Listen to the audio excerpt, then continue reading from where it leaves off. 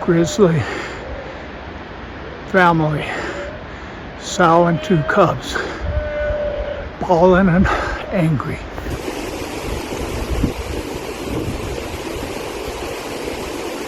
That crossing is no piece of cake. It's deep, and if you lose your footing, you're lost in 150 feet of real whitewater. Slowly and carefully, don't get too far down. It's steep down there, or it's swifter down river.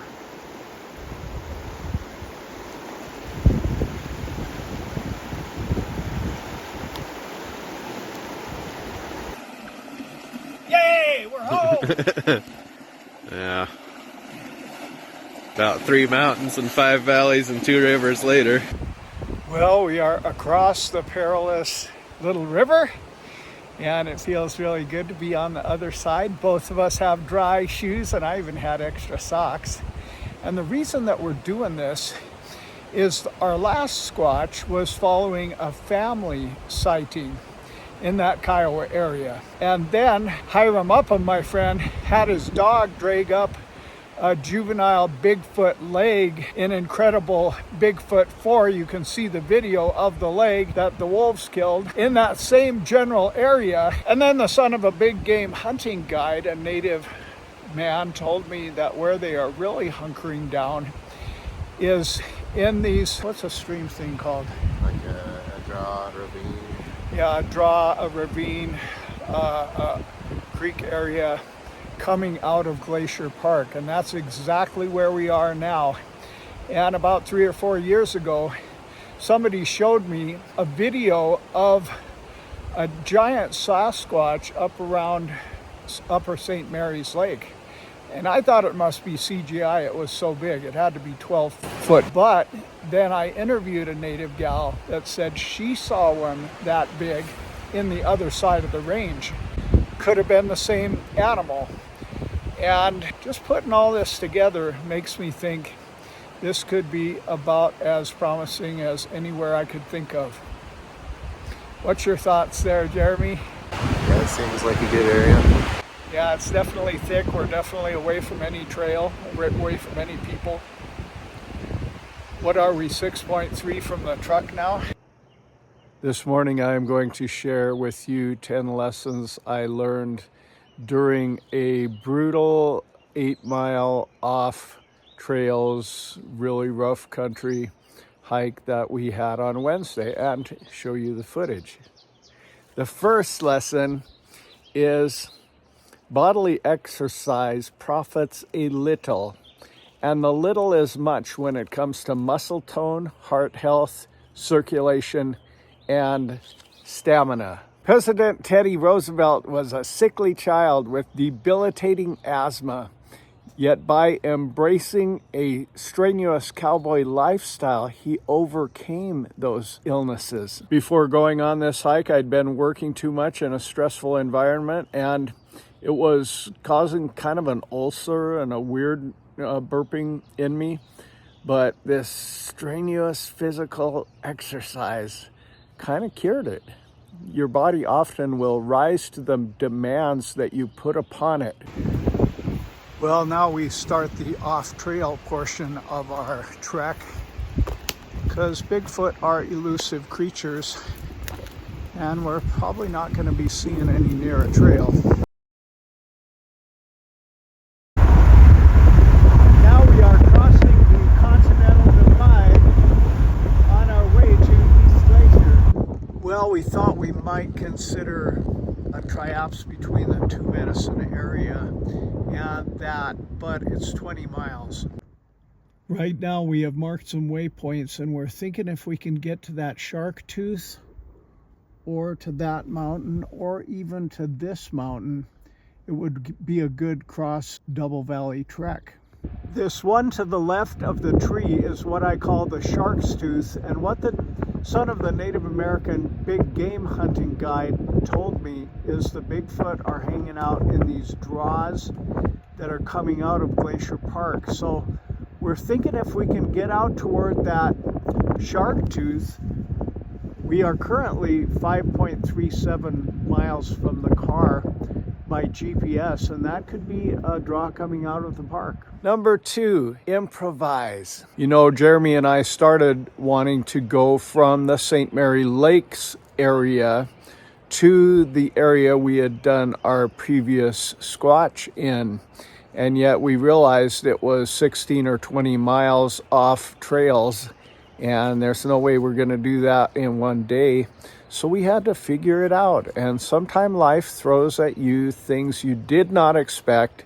Your plans do not go as planned, and you need to improvise. Jeremy figured out this good little road that goes back in here. We were originally thinking of trying to do this hike clear from St. Mary's Lake, but that would be a 16-mile across country, cross river, cross mountain, no trail hike, which is just too much for one day. Oh my gosh, this little road is actually a back entrance into Glacier National Park. This is so cool. It's shaping up really nice. Well, what do you think that is, Jeremy?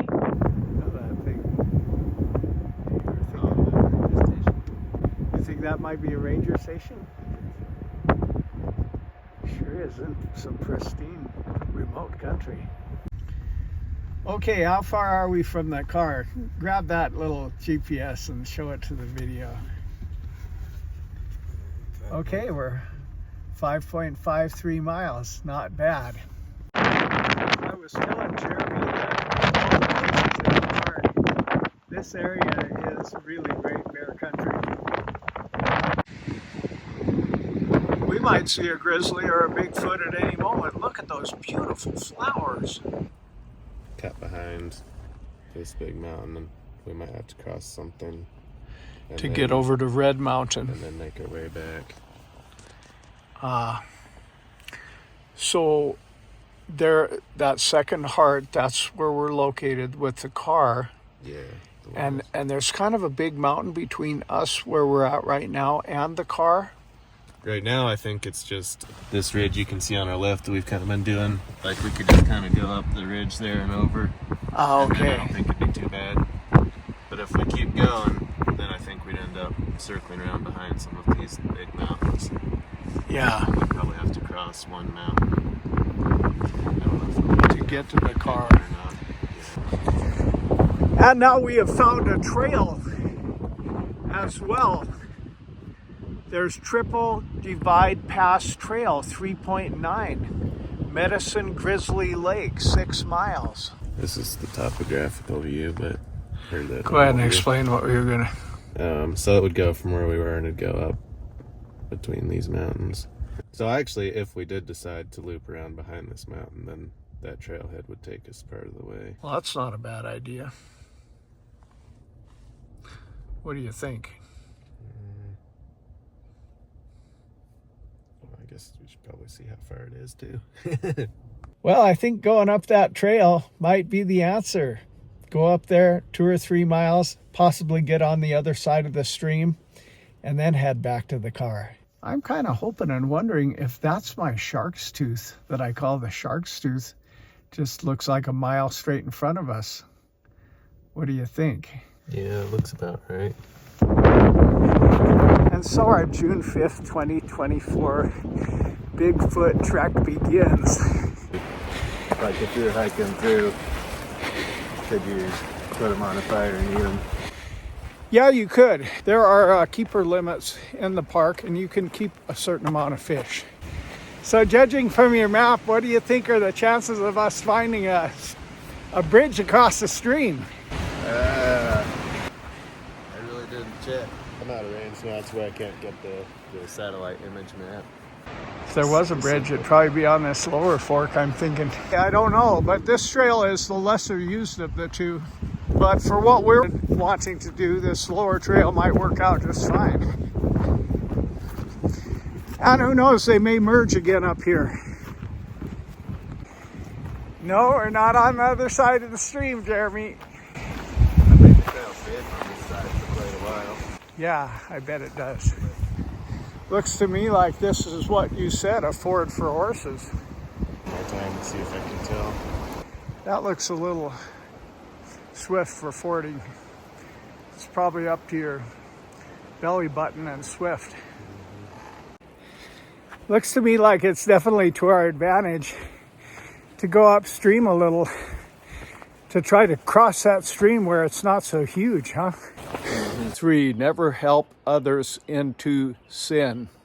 I speak here about a childhood friend who was from a good family and a strong, well-adjusted guy, but I was not doing too well at the time, and I and some other friends badgered him like crazy to get into smoking pot with us, and it really became a slippery slope that he never got off. So don't help others into sin. As I'm hiking along here on about my blood brother's birthday, his thoughts really come into my mind, because we were both having sisters but no brother. So we became blood brothers, where we mixed our blood with each other. And we particularly loved doing outdoor extreme adventure. Like we'd climb to the top of mountains here in Glacier Park with no trail even. And one time we went to Stanton Lake in the middle of winter, and we and a couple other buddies made a snow fort, and the snow fort caved in on Gerard Bird. We had to dig him out desperately because there was 2 feet of snow on top of him. He said, "Man, that was crazy. It was like I couldn't even breathe. The weight was so heavy."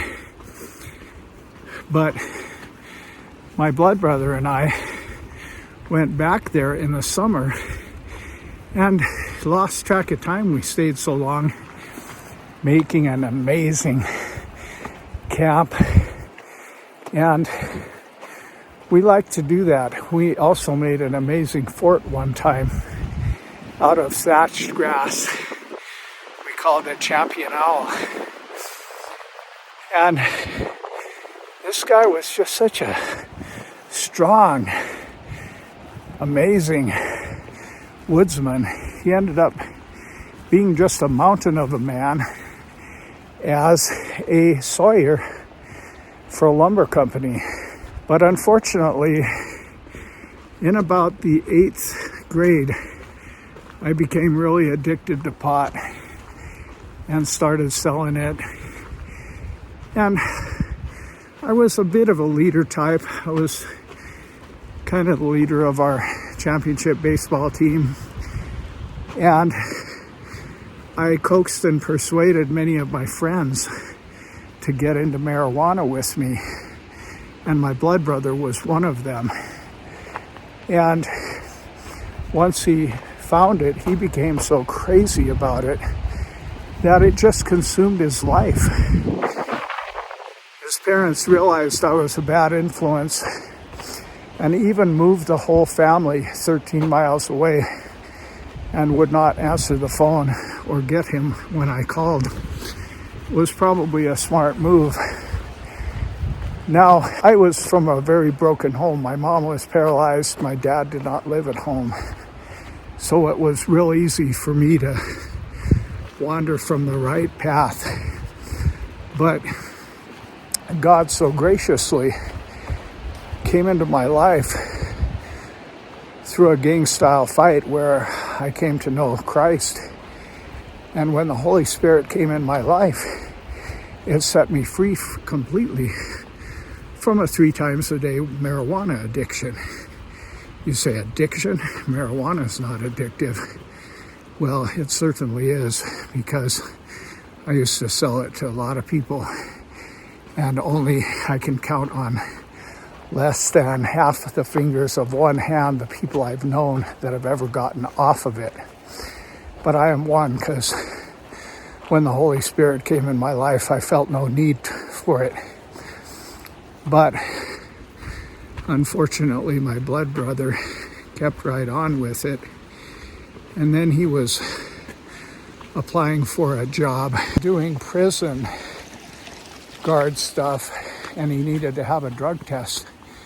So while he was quitting pot for the test, he went nutso and shot his wife and shot himself. And that was a very tragic end to a wonderful man that was as close to me as any guy ever was. So as we are doing this hike kind of on his birthday, I am wanting to send a message out. Don't try pot, even once. That's what they say about meth, but many of my friends got going on pot and ended up on meth or crack and are dead today. So please hear this thought. Number 4, don't start pot ever. I've had so many friends who started it, ended up with other drugs, and ended their life early. Don't start. Don't start pot. Don't start other drugs. This looks like good wildlife habitat of almost any kind. So you think we'd have to cross over that ridge, but if we head forward toward that glacier, we might kind of get on the other side of it. Yeah. I'm seeing some, looks like moose tracks and deer tracks. One time my son Abe and I were on a 41-mile hike from Logan's Pass clear to Canada, and these three other hikers passed us, and then maybe 100 feet up the trail we saw a grizzly bear big track over their tracks. That would probably be a doable place to cross this stream.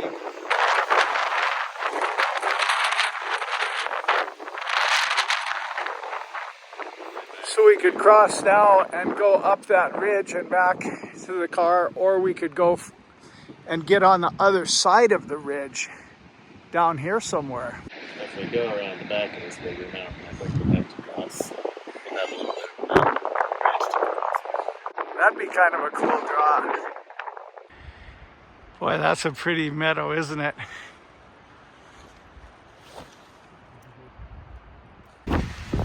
At this time, we need to get on the other side of this big stream. And so far, have not found a place. Well, at least the stream splits in two up here. Well, it looks like back there was a nice concise crossing that was steep and deep and swift, but now it's sort of a quarter-mile long marshy spot. What do you think? I don't think I want to cross right here. Right. Well, we decided to keep going and see if we can find a better spot to cross. We are almost 6 miles from the car, and we're hoping if we get up here a little further, it'll be a little less precarious to cross. My dream trek was to come from that Shark's Tooth back to the car. We're getting closer. Whoa, that's big and that's fresh. What's it look like to you? Probably bear. Probably a big bear.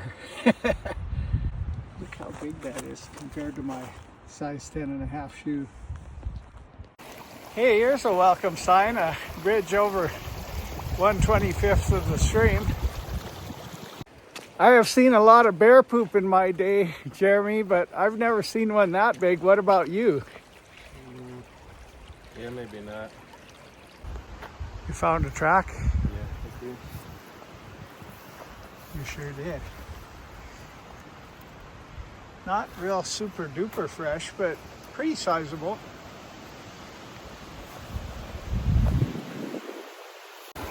Well, I sure like the looks of the fact that we're crossing little bits of water Every bit we cross is less we have to cross down below. We both have bear spray at the ready, and I have two. Because, see some more tracks? Saw a couple in that area, but I haven't noticed anything soon. Maybe I see that right there. Oh yeah.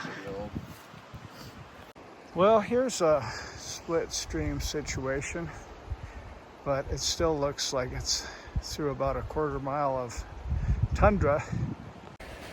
Well, now the car is 6.04 miles away, and we have hiked 1.77 miles. So we've got a pretty good hike across country ahead of us. But I'd kind of like to see if there's a better place to cross up here. What about you? Yeah, I almost think I might see a spot up here right there. A little bit. Yeah. Maybe. Do you have any extra shoes? Nah, but I'll just take mine off when we go across. Jeremy went barefoot for, what was it, 2 years in a row? Probably a lot more than that. Really? Yeah, probably 5 or 6. It's a Hungry Horse Mountain boy. Just went barefoot. Now, what was the purpose of you going barefoot, Jeremy? I don't know. I just wanted to. Just wanted to get your feet tough, and boy, I bet they did get tough. More fun with nature or something. I went through a phase where I wore nothing but moccasins for quite a while. But then I did a hike of Great Northern Mountain and got up toward the top in that shale, and I wished I had real shoes on. Oh, I climbed Mount Reynolds barefoot once. That's insane, man. We climbed Mount Reynolds together, you remember, with Abe. And that's a gnarly mountain to get up.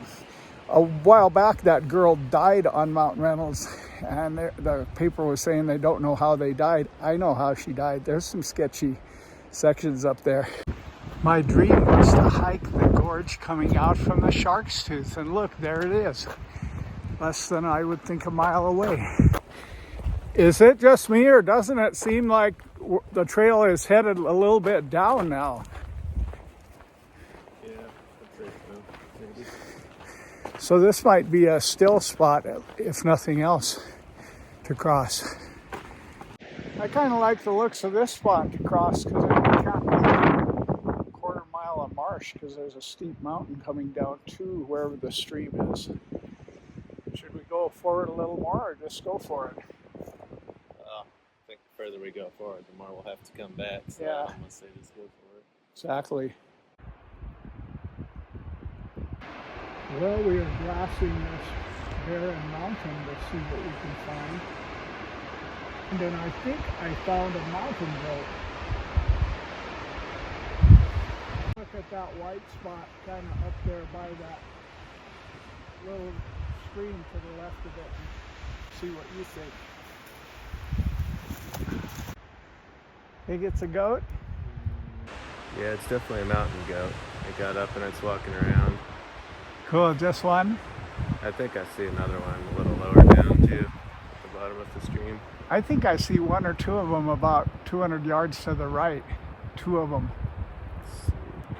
That hiker that we passed, he's coming up here for a goat survey. Oh, really?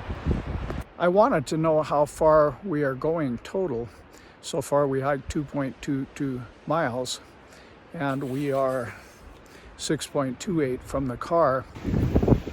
Well, now we start the off-trail portion of our trek, because Bigfoot are elusive creatures, and we're probably not going to be seeing any near a trail. But we've got to get across this fairly large stream. Think it's a beaver dam? Nice, we're seeing a dam. This could be damn nice. There's a big old track of some kind. Moose left something behind. Last time you got a video of me going across that dam and you laughed real good when I fell. Maybe I can pay you back right about now. I ain't walking across that dam. You're not? Should we see what happens if we just walked up the trail another half mile? says loud environment. Sound levels hit 90 decibels. Can cause temporary hearing damage. That wind is really ripping. Maybe if we got up to that little saddle there, it would be a narrower crossing. This crossing could be a time-consuming and laborious part of our journey, so if we even have to walk a half mile more to find a better spot, it might be worth it. Well, we're back on the trail.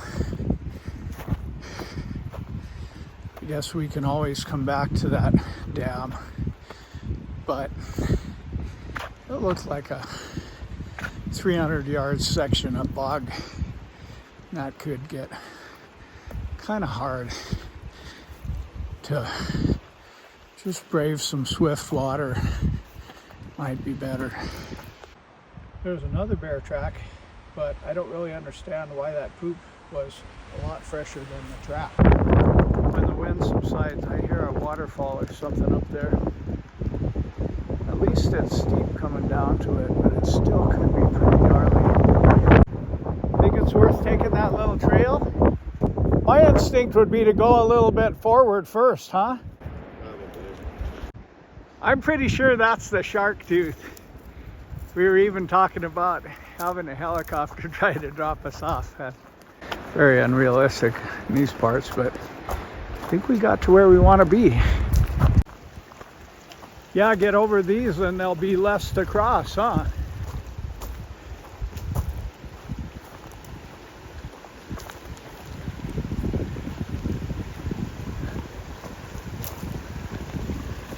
I think I'll don my water shoes. Okay, let's see what the Hungry Horse Mountain Boy does. Oh, he jumps across. I guess I could try that. Well, for me, the time has come to don my slides and just walk across. Oh boy, is that ever cold. That's pure ice.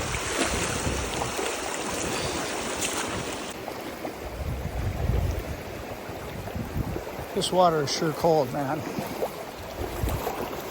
This Hungry Horse Mountain Boy went without shoes completely for 6 years.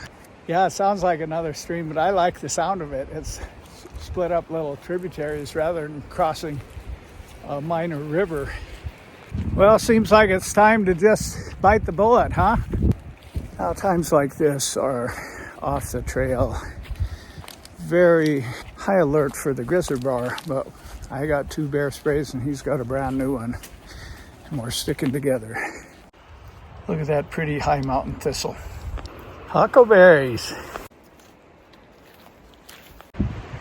This tree is getting us part way there.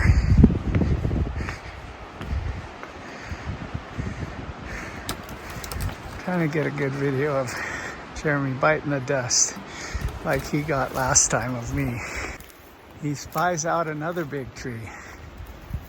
Really an abundance of moose sign. Some more bear doo-doo. Well, we have some rushing water to yet cross. Definitely looks less swift down there. Think that might be some kind of log jam down there? I have forded stuff like this plenty, but it's really swift, and I've got some electronics. Jeremy is going downriver a little, trying to find a place for us to cross. Right there isn't too bad, but we'd have to uncross what we cross on the block. We just saw something move up there fairly big. It looked like a deer to me. What about you? Yeah, I thought so too. These are the times that separate the men from the boys on a Squatch hunt. It's not everybody wants to do this kind of stuff. You saw what? I saw a spot right up here that might be doable. Great. It's swift, but not crazy swift. But if you lose your footing, then you'd go into the real swift. Yeah. I wonder if we should put some stuff in bags just in case. Well, it's slippery rocks and pretty good current over there. But it's only about, looks to me up to about the thighs. But if we lose our footing, Some pretty gnarly little rapids. Well, here goes. I've made a 40 feet as we walk through the water. It's all delicious. That's what I've got. This water, ice cold, and that's a nasty section.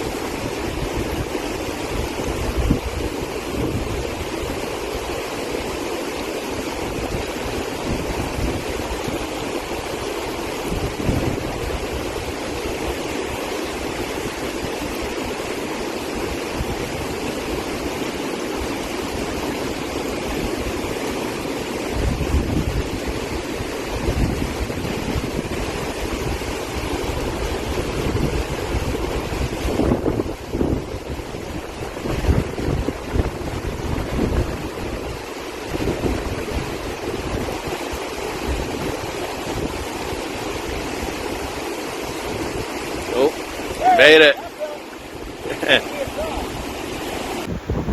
There's no one I would rather be with on this particular part of this journey, because Jeremy does a lot of snorkeling down the rivers, and he's used to the cold, he's used to the water, but that crossing is no piece of cake. It's deep, and if you lose your footing, you're lost in 150 feet of real white water. Here he goes in his bare feet. Pretty cold. Pretty cold, yeah. This next 10 feet is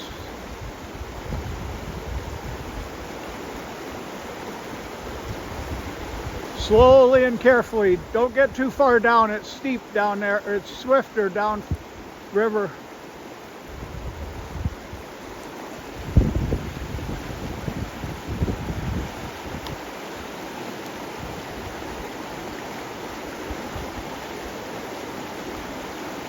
Those rocks are pretty slippery, and it's really steep where he, really swift where he is right now.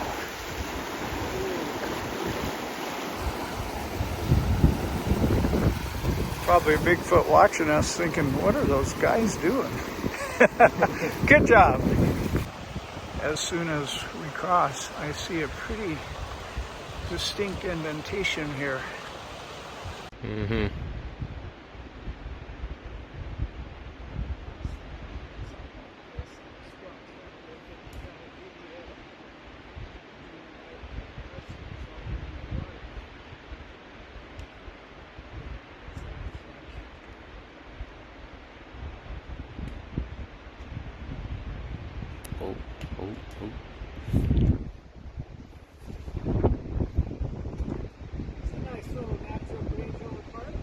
Yeah.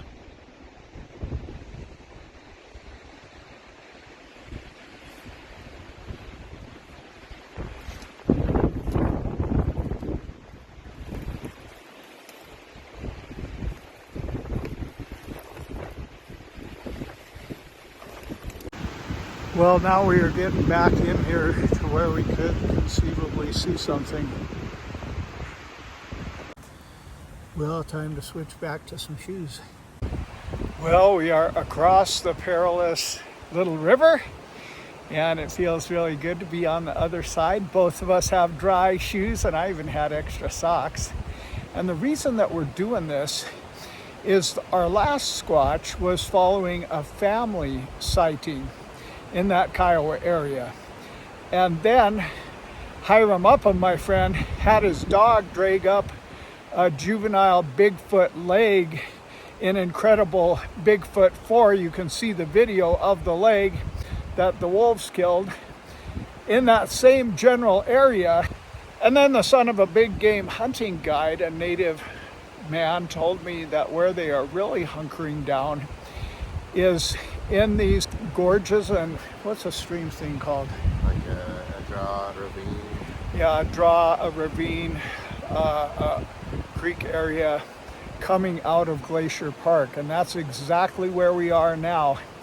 And about 3 or 4 years ago, somebody showed me a video of a giant Sasquatch up around Upper St. Mary's Lake. And I thought it must be CGI. It was so big. It had to be 12 foot big. But then I interviewed a native gal that said she saw one that big in the other side of the range. Could have been the same animal. And just putting all this together makes me think this could be about as promising as anywhere I could think of. What's your thoughts there, Jeremy? Yeah, it seems like a good area. Yeah, it's definitely thick. We're definitely away from any trail, away from any people. What are we, 6.3 from the truck now? My GPS is still in my bag. Yeah, we put all our stuff in plastic bags across that. Okay, now is when we start hunting. We are going to be real quiet and just take soft steps and see what we can find. I told Jeremy if a grizzly bear charges him, try to get it on video. In all seriousness, we both have our bear spray extremely on the ready. I've been charged at close range by a griz, and you would just barely have time to clear the holster of your bear spray if one came at you. This is nice country. We should see something in here. Elk, moose, bear, something. We are moving through here super quiet. It's really some good virgin territory.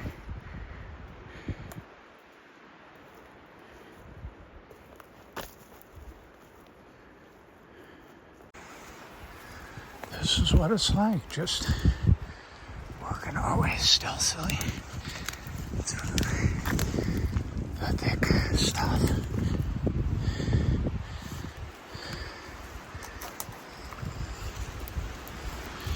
So if you are a Bigfoot, you don't hang out where everybody can watch you. And the wind is good and strong. So it should keep us quiet.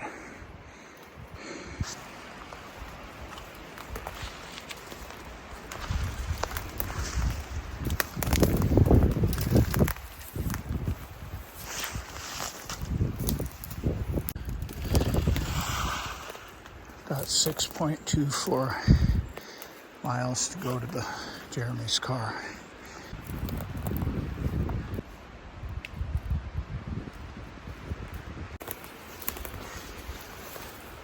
This is one that I've used for elk. You'll see some of my elk locations here. And in this case, I am going to Big 2. Go to. Oh, great. Weak signal.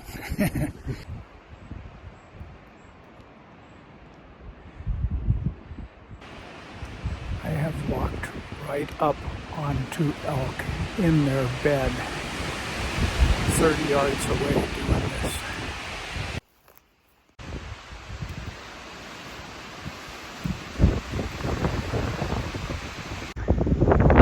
That waterfall up there, spray and mist. Sure is a beautiful, soothing place. Faster but kind of noisy.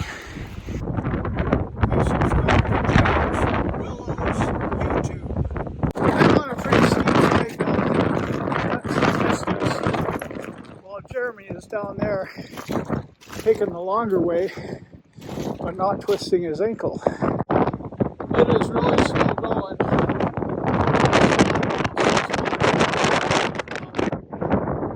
This is slow going. We were at 6.2 and now we're at 5.84. Number 5, when the going gets tough, the tough get going. I don't know how you want to motivate yourself, but you'd better motivate yourself to be tough at times. I was out there in a situation crossing one vast rocky field after another, and my feet and my body and my will didn't want to go forward at times. But I told myself, I got to get home to my son and my wife. I will do what I have to do to get through this. King David found strength in God to be a tough guy. Evander Holyfield had the verse from Philippians embroidered on his robe. I can do all things through Christ who strengthens me. So I don't know what your secret is, but when the going gets tough, the tough had better get going. We just went through some really rugged country, and there is a waterfall. Oh my gosh, there's grizzly family, sow and 2 cubs, bawling and angry.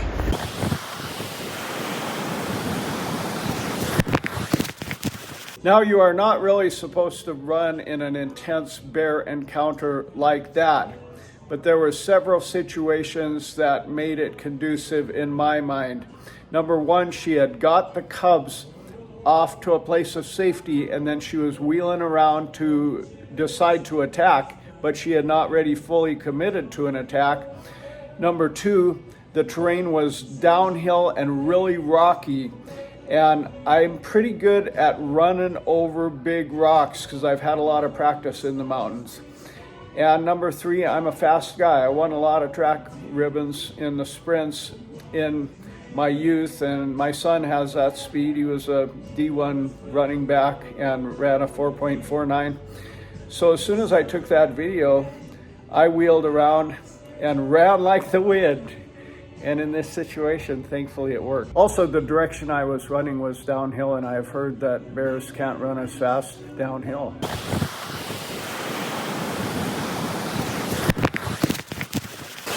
Well, we just pissed off a mother and 2 big cubs. They were really bawling and pissed. I don't know. That's what I was trying to go. Just stayed away from them, not like cut alongside. Leave your old buddy up here to roast, huh? Number 6, Psalm 103. Those who do business on great waters, these have seen the works of the Lord and his wonders in the deep. This was an amazing world-class physical fitness challenge. I have cross-country skied races of over 33 miles, and this was every bit as hard or harder than that, probably harder than these Spartan races people do. And yet when you step out in great ventures like this, you see the wonders of the Lord. What a wonder to see this sow and cubs in among the giant waterfall and the rocky crags. All right.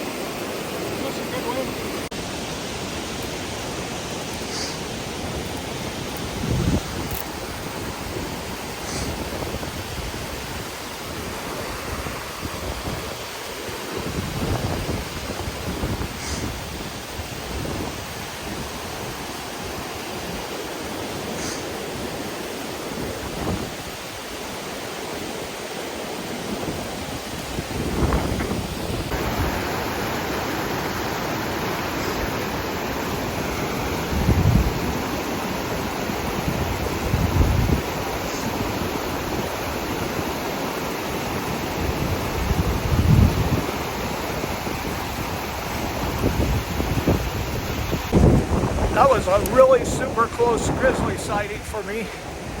Thank God they headed the other direction, because if they decided to defend, I could have been in big trouble. But Jeremy, he was looking on down the mountain. He believes in that kind of grizzly defense, that as long as you can outrun the slowest member of your party. That was something, man. They were bawling and pissed. Well, we just crossed over another stream, and what a beautiful, beautiful stream it is.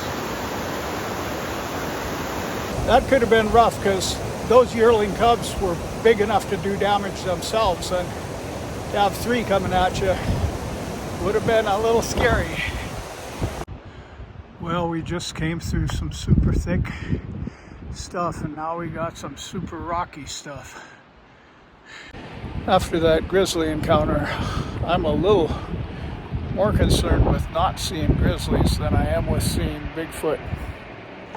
Oh, there it is. Oh, there it is down there.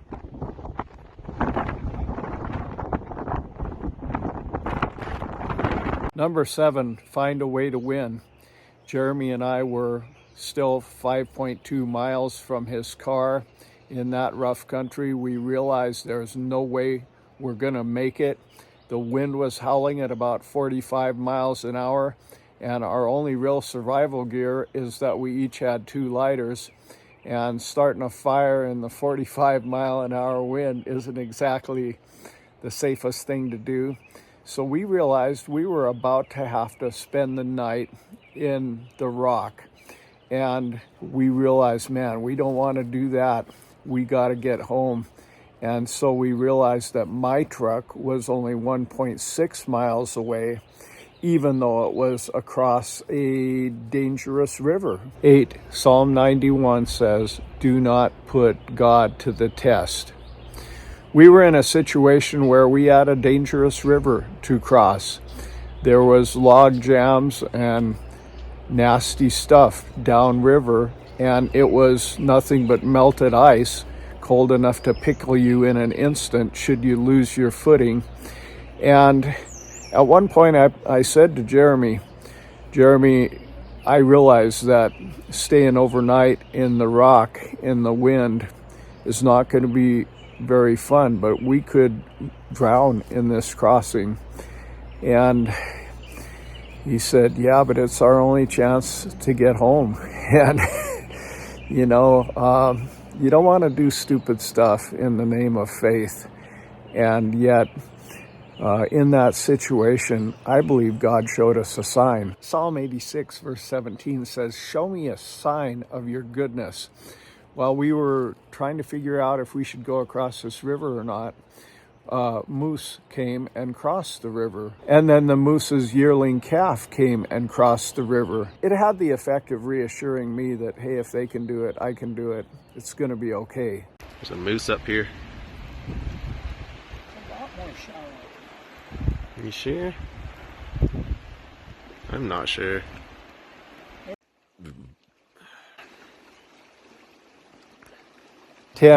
Isaiah 43 says, when you cross the river, I will be with you. You won't get swept away. Sometime in life, we got to go through some difficult, challenging things, and that's a great promise, and for us, it was a literal thing.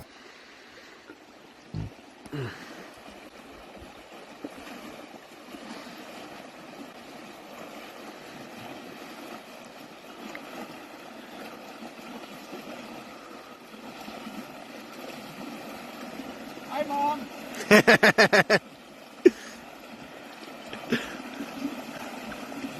Yay, we're home. Yeah.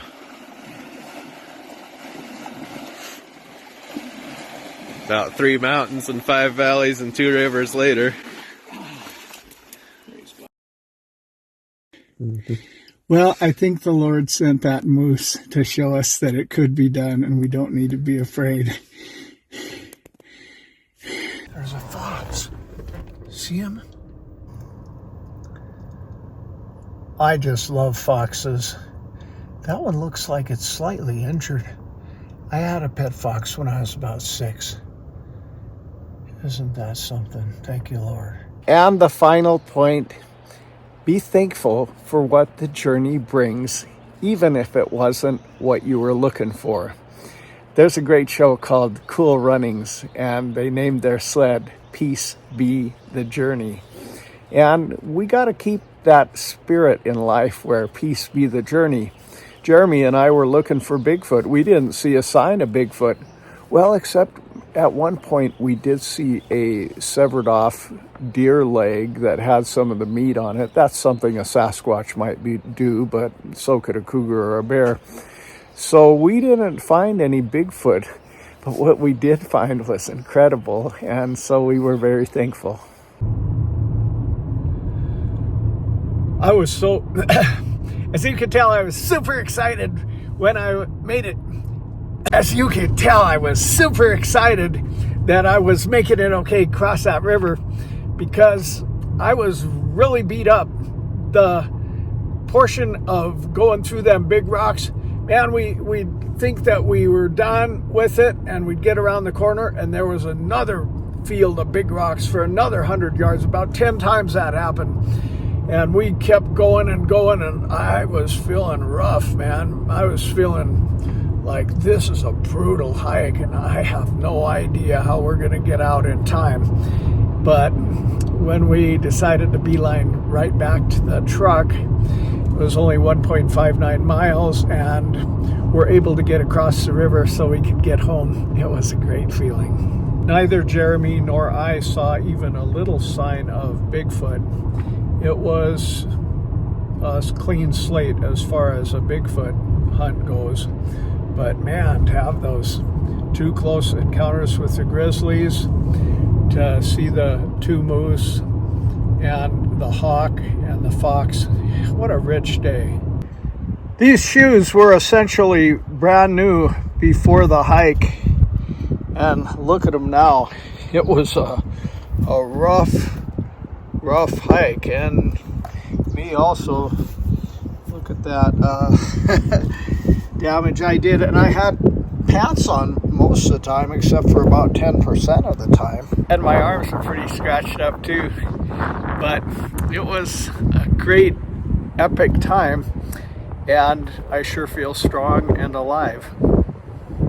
Pretty special outing.